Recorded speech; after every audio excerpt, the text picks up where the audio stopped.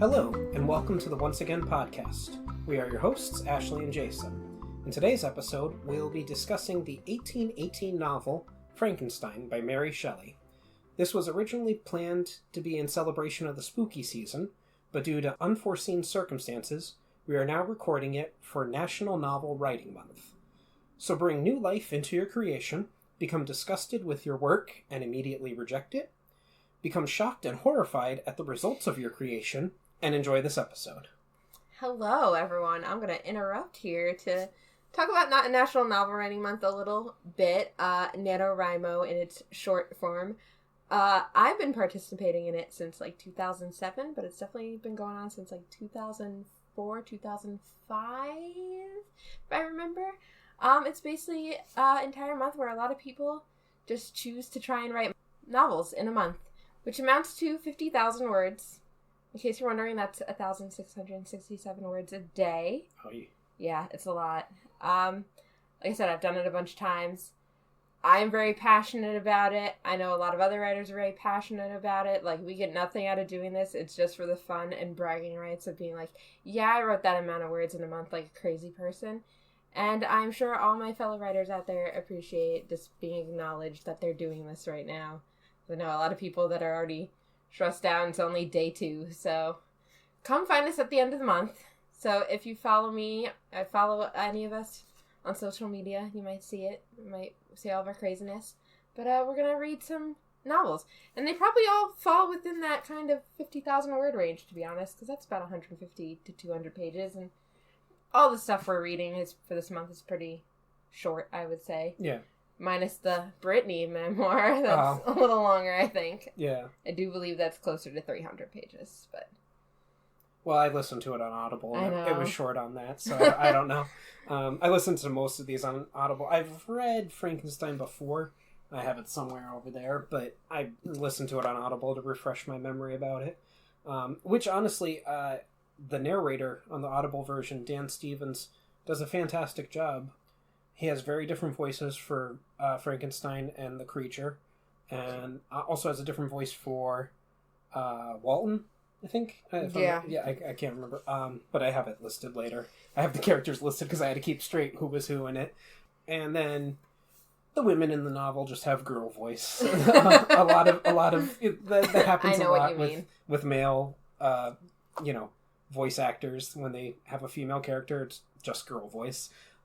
But so yeah, Frankenstein, or the Modern Prometheus, tells the story of Victor Frankenstein, a young scientist who creates a sapient creature in an unorthodox scientific experiment. Now, the thing about Frankenstein, one of the reasons that we were going to do this for Halloween, but we're doing it now not only because it's a novel, but what Frankenstein, the novel, is very different from what pop culture thinks Frankenstein is, yeah. And I know that has a lot to do with the 1932 or whatever movie, with Boris, whatever his name is, as the creature. But that's popular culture. What Frankenstein is. Frankenstein's he's not a doctor. The experiment's not done at a castle. No. It's very, very, very different. It's like a young student who's I think I know what I'm doing. Yeah, and mind you, I haven't seen every Frankenstein movie out there because there's a billion of them. Evidently, the one with De Niro playing the monster is the most true to Mary Shelley's novel. In fact, it's called Mary Shelley's Frankenstein. That being said, it does also take liberties with the story. I haven't seen it myself, but evidently that's the closest to the actual novel itself. I have a bit of background information about Mary Shelley, and I'm going to share that now, I guess. Go right ahead. Mary Wollstonecraft Shelley, born the 30th of August, 1797, and died the 1st of February, 1851. She was an English novelist who wrote the Gothic novel Frankenstein, or the Modern Prometheus, in 1818, which is considered an early example of science fiction. She also edited and promoted the works of her husband, the romantic poet and philosopher Percy Shelley. Her father was the political philosopher William Godwin, and her mother was the philosopher and women's rights advocate Mary Wollstonecraft, who was also a very accomplished writer in her own way. Mary's mother died 11 days after giving birth to her, I believe from scarlet fever. She was raised by her father, who provided her with a rich, if informal, education, encouraging her to adhere to his own anarchist political theories. When she was 4, her father married a neighbor, Mary Jane Claremont, with whom Mary came to have a troubled relationship with. And I'm sorry for all the Marys. It was just a very common name. A lot of Marys. Yeah. In 1814, Mary Shelley, that is, who was 16 years old at the time, began a romantic relationship with one of her father's political followers, Percy Shelley, who was 21 at the time, and also already married.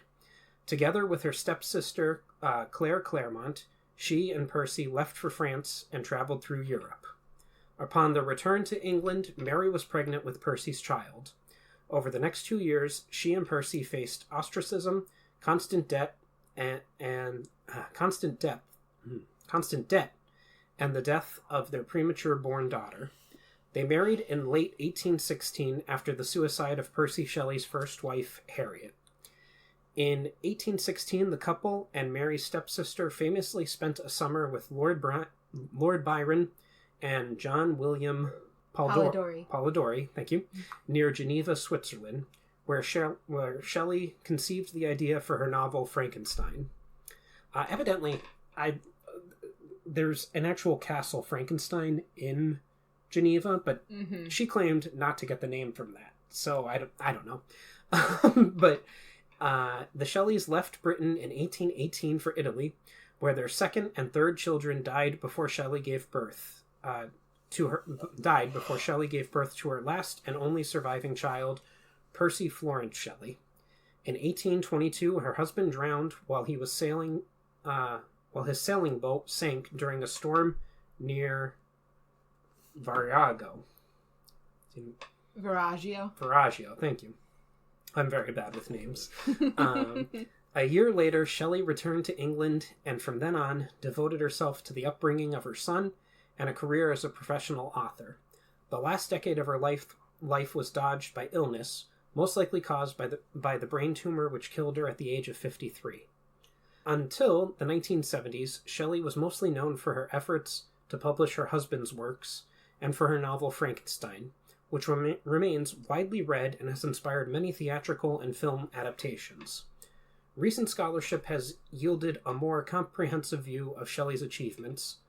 Scholars have shown increasing interest in her literary output, particularly in her novels, which include the historical novels Valperga in 1823, Perkin Warbeck in 1830, the apocalyptic novel The Last Man in 1826, and her final 2 novels The Door in 1835 and Faulkner in 1837.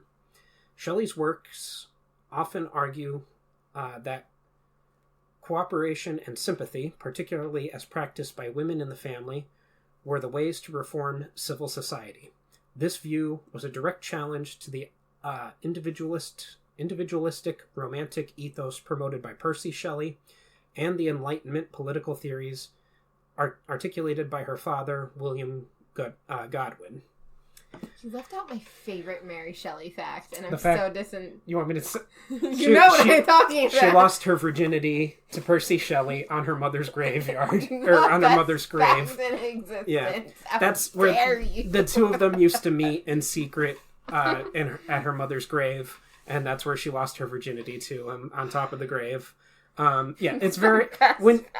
Yes, it's very morbid. But that's something that comes up in the... Like, I have the themes of Frankenstein later on after the summary and everything like that. For me, the biggest theme is familial relationships and like abandonment and everything. And when your mother passes away, and not that you're responsible for it because she was just born, but it is what ultimately caused her mother to die. Like, because that's just what happened back in the day. 50% of all births used to end in the mother dying. Like, I imagine she grew... I didn't know Mary Shelley, obviously, but I imagine she grew up with some abandonment issues and not having a good relationship with her stepmother and everything like that, and her father being a crazy person like he was. Not that all anarchists are crazy, but, you know, they mostly are. But let's dive into the textual background information that I have here. Shelley started writing the story when she was 18, and the first edition was published anonymously in London on the 1st of January 1818, when she was 20. Her name first appeared in the second edition, which was published in Paris in 1821. Shelley traveled through Europe in 1815, moving along the River Rhine in Germany and stopping in Gernschen, 17 kilometers for those of you who use the metric system, or 11 miles, like the correct way to use it in the away from Frankenstein Castle, where 2 centuries before, an alchemist had engaged in experiments. She then journeyed to the region of Geneva, Switzerland, where much of the story takes place. Galvanism and the occult ideas were topics of conversation for her companions, particularly for her lover and future husband, Percy Shelley. In 1816, Mary, Percy, John Polidori, thank you, and Lord Byron had a competition to see who wrote the best horror story. After thinking for days, Shelley was inspired to write Frankenstein after imagining a scientist who created life and was horrified by what he had made. Though Frankenstein is infused with elements of the Gothic novel and the Romantic movement, literary critics have argued for it as the first true science fiction story. In contrast to previous stories with fantastical elements resembling those of later science fiction, the central character makes a deliberate decision and turns to modern experiment in the laboratory to achieve his fantastic results. The novel has had a considerable influence on literature and on pop culture. It has spawned a complete genre of horror films, stories, and plays. Since the publication of the novel, the name Frankenstein has often been used erroneously to refer to the monster rather than his creator/father. And then I also have some textual facts here, just some quick ones. The author is Mary Shelley. It was published in England. The language was English. The genres include Gothic novel, literary fiction, horror fiction, and science fiction. The setting for the story is England, Ireland, Italy, France, Scotland, Switzerland, Russia, Germany, all in the late 18th century. It was published on the 1st of January 1818, 205 years ago. So this is your only spoiler warning for this 205-year-old novel. And the publisher was Lackington, Hughes, Harding, Maver, and Jones. It was 280 pages. The Dewey Decimal number is 823.7, and the Library of Congress classification is PR 5397F7. Whew. And as I mentioned before, the Audible audiobook is narrated by Dan Stevens and has a length of 8 hours and 35 minutes. So, let's dive into the story. We start off with Captain Walton, and he's the narrator of the first 2 chapters, I believe. And he's setting up that he wants to be a writer, but he's not clever enough. It's one of those ways that writers at this time period... Yes, and he's also, setting up, I'm reading to my sister. Yes. And he's setting up... It's very much a story within a story that we're hearing. Epistomal? Yes. A series of letters. Yes, story. Epistolary. Yeah. That is what they call it. Yes, thank you. I couldn't think of what it was called. It's right here. It's a epistolary form. Yeah, but you knew it right off the top of your head. It's a very common form around this time. Yeah. I mean... Dracula's the same way. Yes. Yeah. A lot of Gothic novels are like that. Mm-hmm. And it's also a way for the writer... This is great, but it's a way for the writer to say, hey, I'm not that great of a writer. Here's why. It's through this character's voice, blah, blah, blah. So if you have... But the narration shifts, and while these 2 opening chapters might be written, not poorly, but more common language, Frankenstein uses fancy language when it shifts to him, and then the creature uses even fancier language when it shifts to him, narrating the story. Also, what I will say, straight off the bat, this book is so gay, and I did not know that, and I was just reading the whole thing. What, the whole looking for a companion thing? Yes! Is that what you're referring to? Yes! Everybody looking for their other males looking for their male companions. Yeah. Their bestest buddies, if you will. And I'm like, I've heard people say this is very, like, gay coded, and I'm like, oh, is this coded? I don't know what you're talking about. This Walton character who wanted to be a writer but isn't that clever, so he decides to sail on a ship with a bunch of other men and look for a companion. Yes, where he's lamenting to his sister, like, I need someone, but he doesn't need a female, he just needs a male companion. Yes, yeah. I have more to say later on the gay agenda. There's a lot of it here. Great for it, let me tell you. That's probably because, I'm pretty sure Percy Shelley was probably also a little swinging both ways. I think so. I couldn't remember if this is true, but I didn't look into it. But I think him and Mary Shelley, today we would just call them swingers. Yes. I think that's one of the reasons why her stepsister also came with them on their trip throughout Europe. Probably. If I remember correctly, yes. Yeah. Like, so, a lot of those romantic era poets, very free love. Yeah. Both ways. Yeah. Preferred male company. They had wife. It's a lot of. They had upside down pineapples outside their house. Yeah, there was a lot of upside down pineapples in that time. Yeah. But yeah, it's very coded in this book, I think, that way. Yeah. Like, it's very, like, it's not expressly said, but man, if, like, the pining for, I need a companion who has similar thoughts to me. Why can't I just meet a man that has similar thoughts to me? Men nursing other men who are feeling frail and everything. Like, we'll get to it. Like, honestly, the only person that, like, pines for a woman is the monster himself. Yeah. Everyone else is very, like... Yeah. I just pine for companionship. Because even Victor's relationship with his future bride is more of a, of course this is going to happen. Oh yeah, like he's definitely in love with Chevelle. Like, that's how it feels. Yeah. Like, he's like, but Henry. Yeah. I love Henry. Yeah. Henry is my companion in life. Yeah. Although there's also a very weird line between, in the peasant family, about, so the old man's playing music, that the monster talks, the old man's playing music, and then he has a line, I can't remember the exact line, but it's something to the effect of the other two characters go off and do what they do, but they're also a brother and sister, so it's a little like, oh, what is happening with them right now? Like they're, and that's what makes the monster long for a companion of his own, like a female companion. Well, we'll get into it. But, so the first two chapters are from Walton, and they're up in the Arctic. They're kind of in the ship. They're kind of trapped by the ice, and while they're trapped, they notice an enormous being riding a sled drawn by 8 dogs, and they're like, "What is that?" And like the being disappears as quickly as it appeared to them. And then the next day, they see a normal-sized man with only 1 dog because all the other dogs are about to die, basically. Yeah, and they bring him onto the ship, and he nurses. He refuses to get on the ship at first too, and like.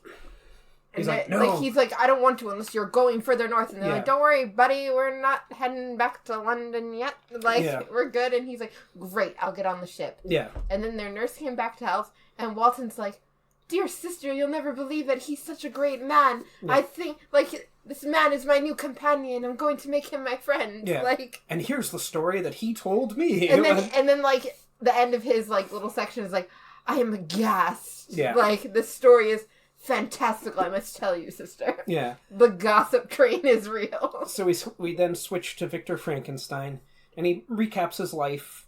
For a long time, he was the only child of his parents, and then they had another child when Victor was much older, and then they found a little girl on the street. When he was little, they basically, like, found her in, like, some, like, peasant's house, and they were like, I like the pretty little girl. Yeah. And the parents were like, oh, yes, she's not really ours anyway.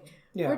She's adopted by us. And and basically his parents are like, let us adopt her. She's too pretty to be your child. Yeah. Like... And Victor's growing up, and everything's perfect in his family. It's this wonderful, idyllic setting in Geneva. And Victor is obsessed with philosophy, as he puts it. And he wants to study it more. And he goes to university in Germany, I believe. I can't remember if it's Germany or England. But he goes to the university, and he's studying. And when he gets there, he realizes, when he's talking to his professors, that all the philosophers that he's studied are thousands of years old. And nobody, nobody cares anymore. They're like, why were you studying that? Yeah, and he's like, okay, so I'll start learning the new sciences, but also incorporate it into what I want to do, which is to create life. Like, I want to bring something that was dead back into living. And he does it on worms, I think, first, and is successful on it. And then he gets the idea. He's like, okay, so what I have to do now is build a gigantic body made out of several body parts. Which is something to, like, is it all strictly human? We don't really know. Good thought. Yeah, he does say before he brings life to the creature that it's the most beautiful thing he's ever seen, and then immediately after bringing it alive, he's like, oh, it's gross. Get rid of it. He leaves it. He does this in his dormitory, which is the funniest thing. Yeah, it's not a science lab. It's not a castle. Like, he does it in his dormitory. And his reaction is, ew, it's gross, and he runs away. Leaves his room, and then he walks outside, and who is there but his best childhood friend Henry Shelley, just there, because his best friend's like, hey man, what a coinky dink. I'm here to try and find you because, like, not me and your family haven't heard from you in a couple weeks, and we were kind of worried. Thought you might be dead or something. And he's like, no, I don't feel well, though, and faints. And he instantly is sick. Yeah. And then they go back upstairs, and the monster's gone. And he's like, okay, whatever, cool, monster's gone. Yeah. Screw that thing. Yeah. And Henry's spending months taking care of Victor and getting him better in it, because he's having fainting spells, and he can't get over what he did and everything like that. And basically, when he finally does recover, he gets a letter from home saying that his brother William has died. Murdered. Yeah, it was murdered. And he's like, oh no, that's awful. I have to go back home. And, like, when he gets back home, he sees that the monster's in the woods. Like, he's like, oh my god, it's the monster that did, like, it's the creature that did it. I keep calling it the monster because that's generally what it's called, but it's a creature, not necessarily a monster. It is a monster, too. A humanoid creature. But he and their other friend / adopted sister, who I forgot to mention, the monster has framed her for the murder. Not a friend. It's like a nanny. Yeah, nanny. Like, the nanny was framed. Yeah, she's framed for the murder of and basically William. says, yeah, I did it. And he's like, but I know you didn't. And like, oh, his mother has also died, but that was unrelated. Unrelated. It just to anything, made him very depressed when his mother died. And so eventually, I'm trying to remember how the events proceed, but Victor confronts the monster.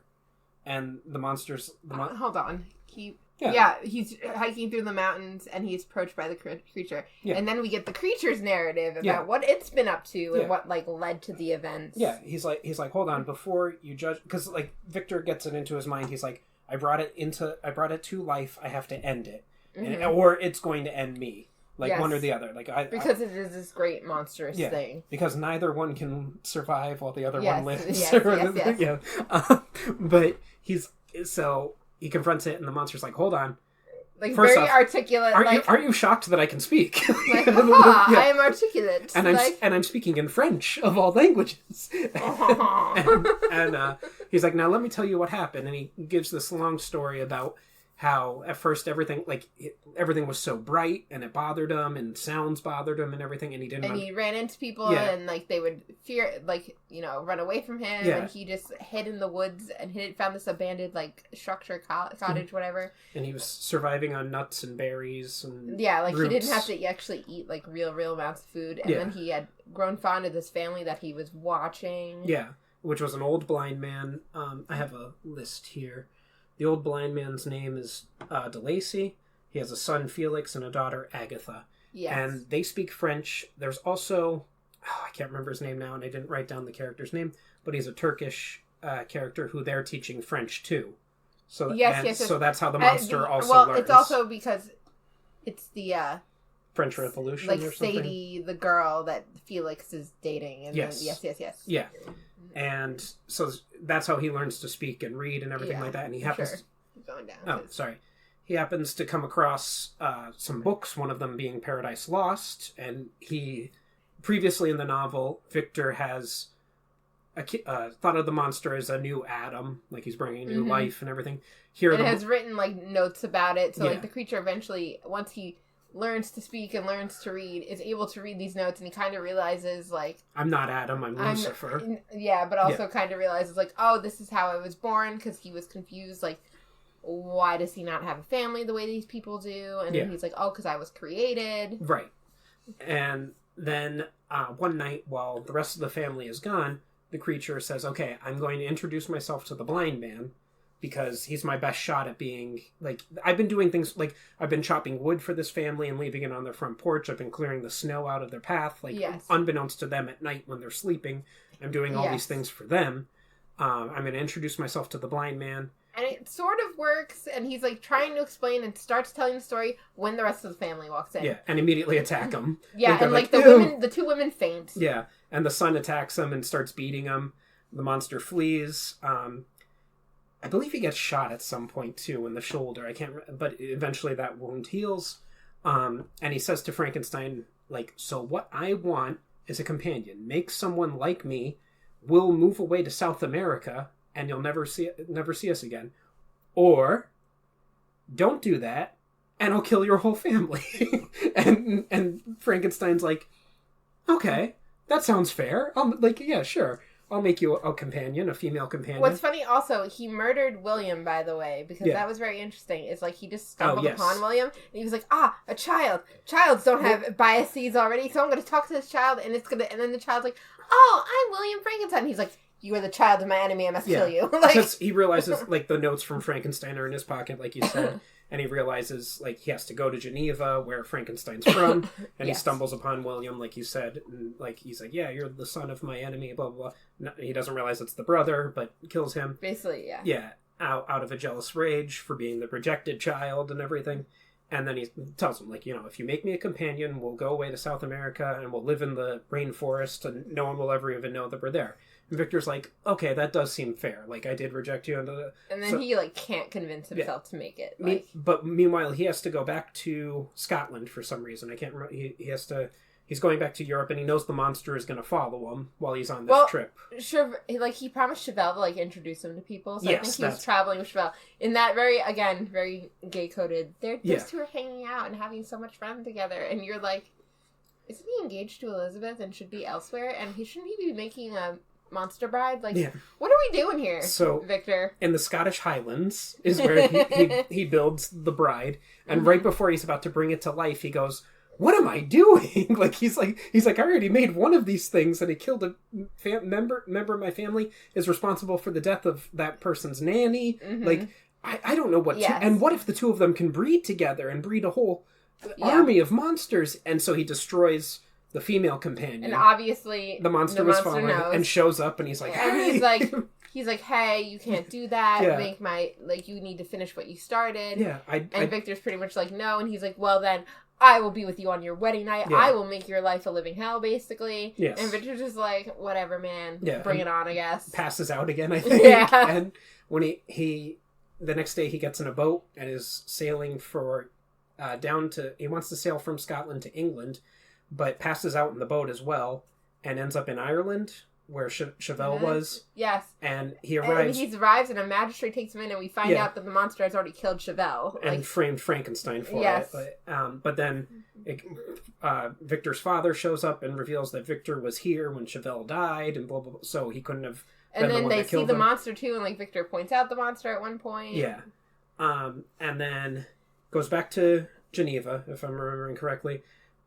Is about to marry Elizabeth. Well, they do get married, because in the book it's very specifically stated, like, his wife. So, they do get married after his dad is very, like, you guys need to marry each other. Yeah. Right? And his dad keeps being like, there's nobody else, right? Yeah. And I'm like, there is somebody else. Their name is Chevelle, but... Well, not anymore. Not anymore, but, like, early on when he was still alive. Like, now that my boyfriend's dead, I guess I will marry Elizabeth. I guess I will marry Elizabeth.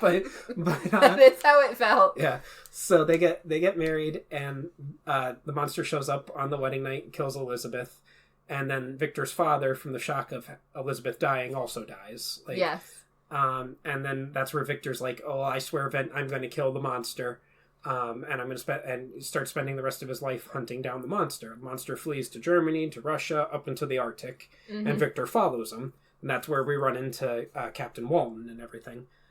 And on the ship, Victor eventually dies. Like, he succumbs to hypothermia or whatever it is. He eventually dies from exhaustion, maybe, whatever it is. And Walton's upset about this. And that night, the monster shows up on the ship, lamenting over the body of Victor. Yes. And he's like, I can't, like, I didn't expect this to happen. I'm so sorry that this happened. I knew that it was either going to be him or me, but I never actually thought that it would happen, blah, blah, blah. All right, I'm going to take his body and bury it in the snow. and then I'm going to light myself on fire and kill myself. Like, pretty much what the monster says, and takes Victor's body, and that's kind of how it concludes, is like, Walton, I said Chevelle, but Walton just watching the monster go off, and, like, that's pretty much how it ends. Yeah, Walton watches as the creature drifts away on an ice raft, never to be seen again. So we don't know if the creature actually kills itself or not, but presumably it does, because he's very much like his father. But yeah, it's a very great novel. We summed it up very quickly, but it's a great novel. There's a lot of themes here. I feel like if we did every single section, we'd be here for like 2 hours talking about a book. Easily. One of the themes is dangerous knowledge. Obviously, very clear. Frankenstein was pursuing things that he shouldn't have done. Sublime. And how many people tell him, like, oh, why are you reading about those philosophers? Like, why are you studying that? Yeah. Like, sublime nature, that I said Victor's early life in Geneva, and even the monster living in that idealistic situation with the family and everything. Yeah. Monstrosity, obviously a very big theme. Secrecy, very big theme. I don't know why text, because influences like Paradise Lost and other things that are mentioned in it. Family. For me, the biggest thing of the story, like the relationship. Oh, yeah. It's totally about the relationship between father and son. Being abandoned, everything. Family, yeah. Obligations, like your ties, your responsibilities to your children and everything. Alienation. Even in the sense that, like, Frankenstein is alone at college, like, alone at school. Everybody's kind of has their own loneliness. Like, Elizabeth laments being alone. Walton is alone on the boat. Yes, very much. Ambition. Frankenstein, the creature, and Walton, like you mentioned. But those were the big things. This is the reason why Frankenstein even tells Walton this story is because he's like, I see that you are a man who wants to learn and do great things, and I once felt that way, and I will tell you what happened to me, what has led to me being on this boat with you. Also, I think is not a good story. And Frankenstein thinks that he's going to die too, and he wants to make sure someone's there to kill the creature. Like, kill the monster. Yeah. Kill the beast. Kill the beast. But you wanted to talk more about the queer coding, or no? I mean, I think I mentioned it a lot enough. All right. It's definitely there, and like I said, I've definitely heard that a lot before. And again, I didn't realize this book was told from the perspective of a seaman. Like, didn't realize that was a thing. Like, the Walton character, pleasantly surprised by his existence. Mm-hmm. Is there anything else you'd like to discuss about it? I don't know. I'm trying to think. I think it's interesting. I think it's interesting that it was written as basically Lord Byron being like, I'm challenging everybody to write a book. Yeah. He was challenging them to write, and I'm challenging all of you to join National NaNoWriMo Month. There you go. It's all the same. We're circling back around to it. All right. Well, perfect book to start out. Lady Byron, thank you for that challenge. Oh, don't call me Lady Byron. I don't want to be that madman. I don't want to be any of those romantic era poets. They're all crazy. You're not wrong.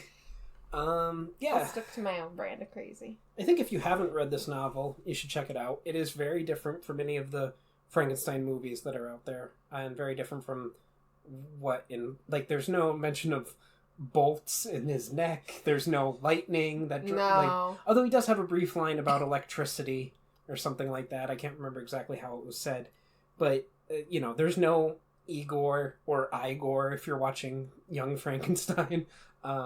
It's very different from what in the pop culture we think of when we think of Frankenstein. I wonder why those choices were originally chosen. You know what I mean? Like, what led to those decisions being made? My best guess would be in the 1930s when they made that Boris Karloff, whatever the hell his name was, film. Mm-hmm.